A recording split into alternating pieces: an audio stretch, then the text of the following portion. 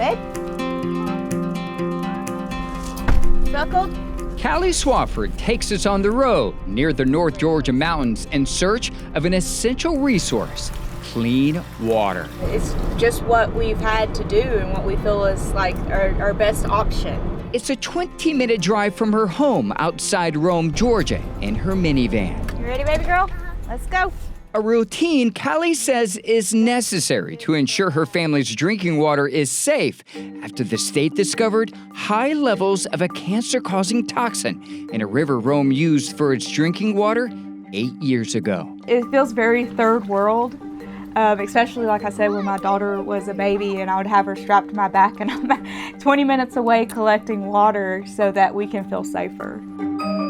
To respond to the contamination, the city shut down its primary water intake facility in 2016, using another river for its water.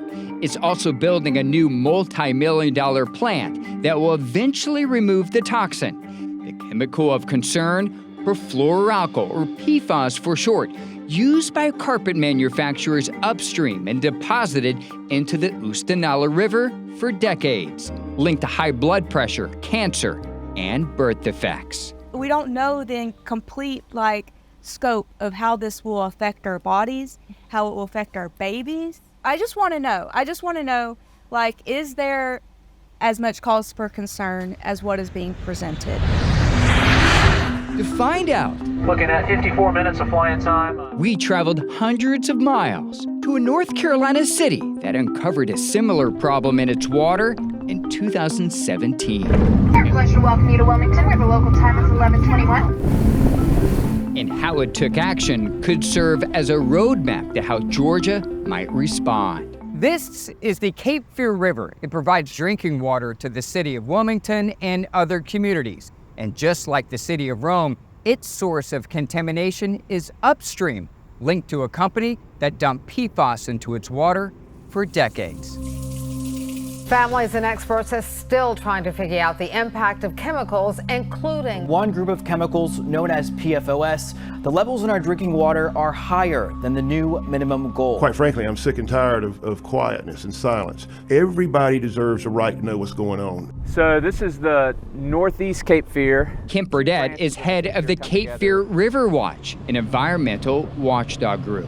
Over 500,000 people were all impacted. They all found out on the same day that their drinking water supply was contaminated. It was contaminated by a toxic, dangerous compound, and that there was nothing we could do about it. To measure the impact, Burdett and hundreds of Wilmington area residents took part in a study conducted by North Carolina State University to test their blood for the toxin. The results, it detected PFAS in almost everyone who participated, no matter where they lived. Burdett's blood among the most contaminated in the entire study. It's certainly shocking and certainly kind of terrifying. Sanjay Bedish is Kim's doctor. Which is alarming because it indicates that he is at much higher risk of certain medical conditions. So we worry about hypertension, we worry about kidney cancer, renal cancer, testicular cancer. Dr. Bedish's blood results also revealed high levels of PFAS. While concerned, he says the results arm him and his patients with important information on how to respond, including increased medical screenings to catch potential illnesses early. Without that information, without the blood testing and urine testing to see what individuals' levels are, you're just sort of driving blind. Kim's results hit close to home. His father died from kidney cancer last year, a disease directly linked to the toxin. Both drank Wilmington's water laced with PFAS for years. Do you feel like you have this ticking time bomb in your body and you don't know whether it's going to go off or not? Yeah, that is a very good description, a ticking time bomb. So every time I get a weird sensation, every time I don't feel great, and always in the back of my mind I'm going, well, maybe that's kidney cancer or maybe that's testicular cancer. Back in Rome, Georgia, Callie wants a similar study conducted here.